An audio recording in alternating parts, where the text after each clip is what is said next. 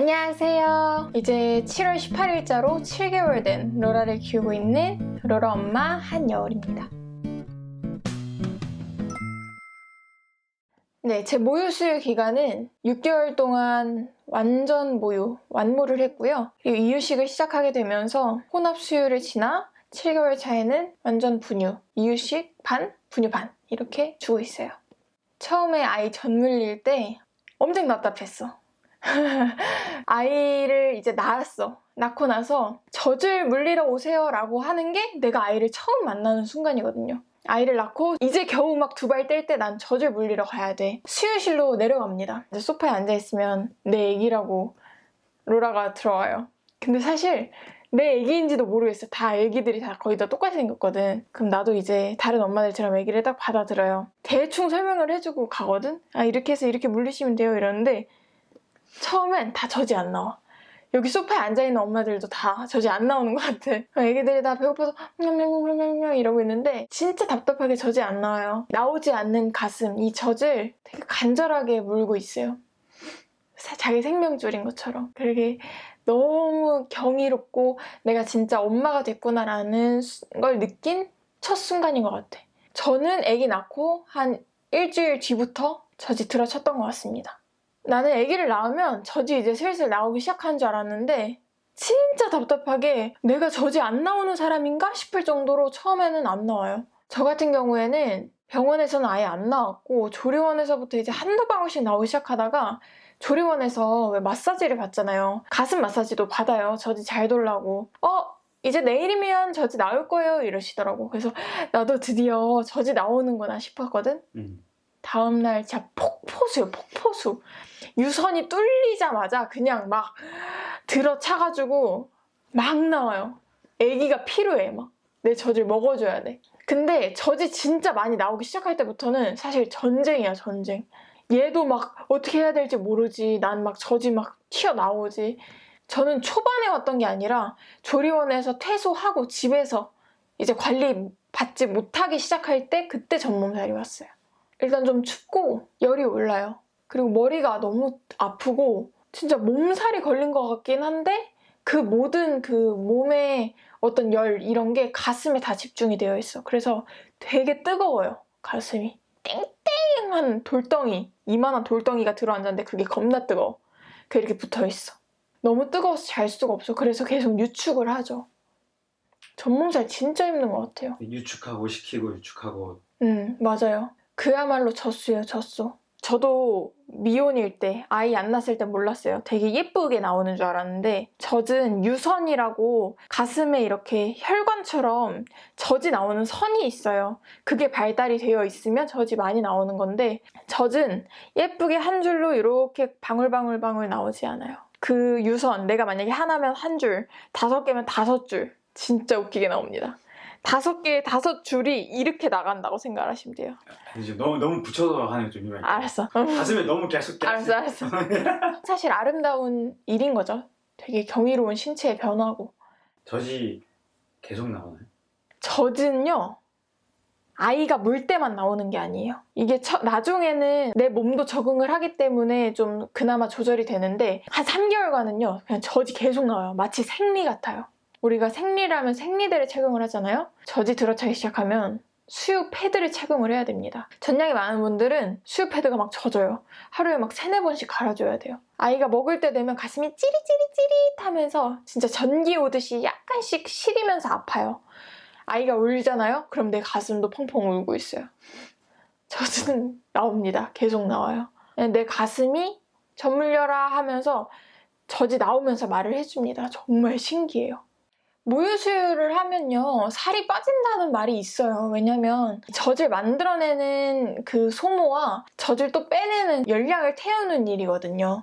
저는 이제 아기 낳고 나서 10kg 정도가 빠진 상태인데 그게 모유 수유 때문이라고 단언할 수는 없어요. 근데 붓기가 빠지는 데는 좋은 효과를 줬던 것 같긴 해요. 하지만 모유 수유를 하면 진짜 배고파요. 내가 먹은 만큼 아이가 다 빨아가기 때문에 많이 먹게 되더라고. 제가 이제 모유수유를 그만둔 지 한 2주가 조금 넘었는데 밥량이 확 줄었어요. 그래서 지금 살이 오히려 더 빠지고 있어. 그래서 모유 수유를 한다고 살이 빠집니다 라고 얘기하기에는 확답을 줄 수는 없을 것 같아. 개인차가 있다. 개인차가 있다. 진짜 저는 모유 수유를 끊고 싶었던 1순위가 가슴 모양이에요.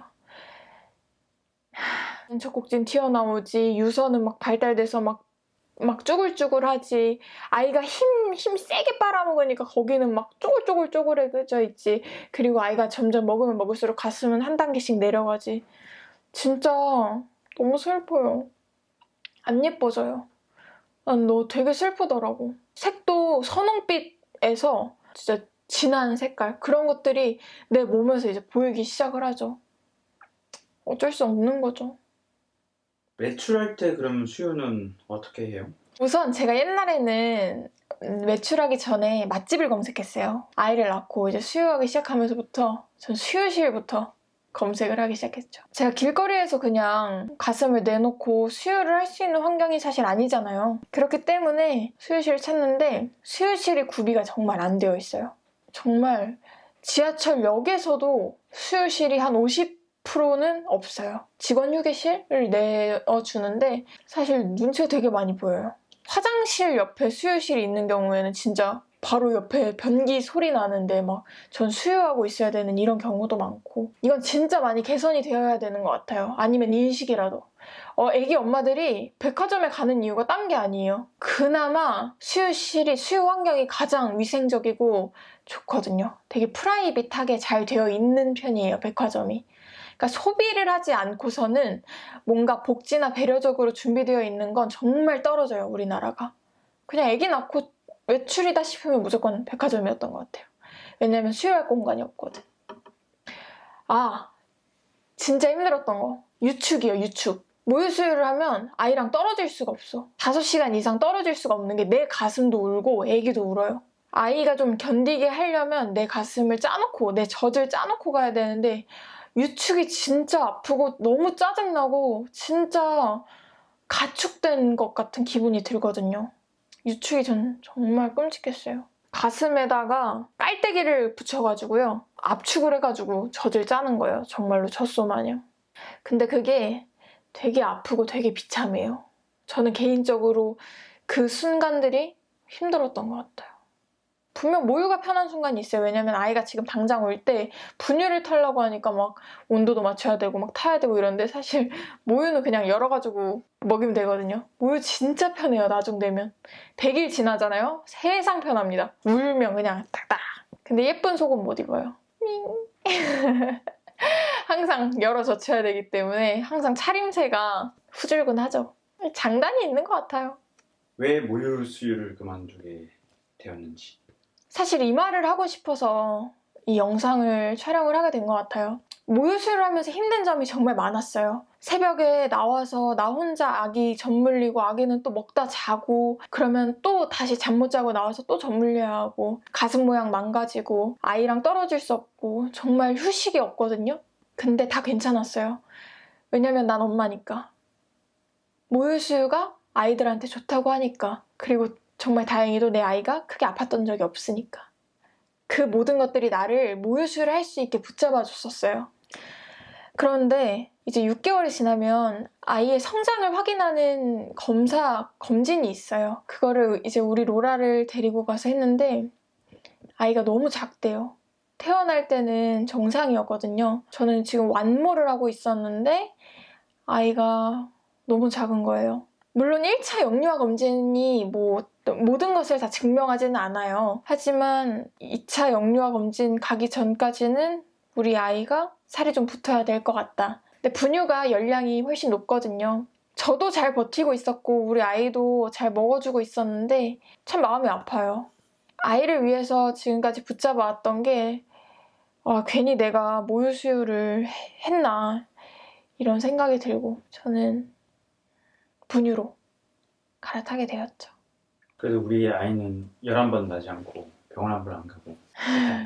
남편은 이제 여우리가 모유를 준 덕에 지금까지 안 아프고 잘 온 거다라고 하는데, 뭐 그렇게 생각해 주니까 전 고맙죠. 저도 그렇게 생각하고는 싶은데 사실 저는 제가 부족한 것밖에 생각이 안 나서 그건 잘 모르겠어요. 근데 뭐 사실적으로는 열을 한 번 나지 않고 지금까지 잘 와줬죠, 로라가. 이제 근데 키도 크고 몸무게도 늘어야죠. 완모를 했던 이유 중에 하나가 우리 아이가 분유를 거부를 했었어요. 그렇기 때문에 더 분유로 갈아타지 못하고 있었는데 저는 모유에서 분유로 갈아타는 게 2주 동안, 아니죠, 거의 6개월 동안 항상 시도를 했었던 것 같아요. 맞는 분유를 찾으려고. 왜냐면 제가 어떤 일이 생길지 모르잖아요. 그래서 대체 식품은 찾고 있었는데 이게 찾는 게 정말 어려웠거든요. 막 체험 분유도 신청해보고 진짜 그냥 한 통씩 다 사보고 이랬는데 근데 결국에는 가루 분유가 다 안 돼서 액상 분유까지 가가지고 이제 액상 분유에서 드디어 우리 아이한테 맞는 걸 찾아냈거든요. 그 맞는 액상 분유도 적응시키는데 2주가 걸렸어요. 젖꼭지도 맞아야 되고 분유통도 맞아야 되고 분유도 맞아야 되고 정말 어렵더라고요. 쉽지 않더라고요. 모유가 힘든 것보다도 전 분유를 찾는 과정 이런 것들도 되게 고생을 했었던 것 같아요. 다행히 우리 아이한테 맞는 분유, 맞는 젖병을 찾아내서 지금은 모유가 아닌 분유로 대체를 했고 그리고 이유식을 50대 50으로 먹고 있죠. 그 단유할 때도 뭐 이렇게 몸살 있다고 하던데. 저도 단유 걱정이 되게 많았어요. 전 양이 많을수록 단유가 되게 어렵다고 했어요. 저도 맨 처음에 전몸살 때문에 되게 고생을 해가지고 단유할 때도 되게 힘들 거라고 말씀하셨거든요. 근데 전 너무나도 다행히 이 분유 찾는 기간이 길었어서 천천히 단유가 됐어요. 처음에 5줄기에서 뭐 젖이 나왔다면 하나씩 막히기 시작하더라고요. 지금은 샤워할 때만 그냥 조금 짜주고 전혀 수유를 하지 않고 있어요. 근데 아직 젖은 나오고 있죠. 그렇게 고생스럽지 않게 단유에 성공할 것 같아요. 모유 수유에 대해서 하고 싶은 말은 제가 처음에 모유 수유를 하고 싶지는 않았어요. 그러니까 모유 수유에 대해서 크게 생각이 없었어요. 그냥 내가 많이 나오면 하고 길게 해봤자 100일이다 라고 생각을 했는데 저는 6개월까지 완모로 온 거거든요. 근데 그러한 배경에는 여러 압박이 있었던 것 같아요. 어른들이 아이 뭐 먹어요? 이런 것들을 다 물어보세요. 그러다 보니까 저 모유 먹여요 이렇게 해야지 마치 정답을 말했다는 듯이 고개를 끄덕여 주시고 이러니까 너무 자연스럽게 아기는 모유를 먹어야 좋아 라는 그런 강박이 있었던 것 같은데 저처럼 부담을 느끼거나 이러지 않으셨으면 좋겠어요. 고생해서 이렇게 왔지만 결국엔 또 다른 죄책감을 남겼잖아요. 우리 아이한테. 각자 다 나름인 것 같아요. 저는 할 때까지 했다고 생각을 해요. 후회하진 않아요. 분유를 먹이시든 모유를 끝까지 먹이시든 정말 다 아이를 위해서 최선을 다하고 있다는 거. 그거를 말하고 싶네요. 제가 이제 모유 수유를 졸업했습니다. 완벽하게 졸업이라고 할 수 없겠죠. 왜냐면 2년 동안 모유를 먹이는 게 아이의 면역력에 좋다고 권장을 하고 있으니까요. 하지만 저는 조기 졸업이라고 얘기를 제 자신에게 해주고 싶어요. 할 수 있는 데까지 해왔고 잘 해왔다고 개인적으로 위로를 해주고 싶고요. 너에게 나에게 고생했다 라는 위로로 이 영상을 남기려고 합니다. 네, 그래요. 고생했습니다. 한여울씨. 제 이야기 들어주셔서 너무 감사하고요. 언제나 그렇듯이 늘 힘내시고 모유든 분유든 단유든 모든 엄마들 다 화이팅! 그리고 아빠들도 화이팅입니다. 힘 많이 주세요. 감사합니다. 고마워요.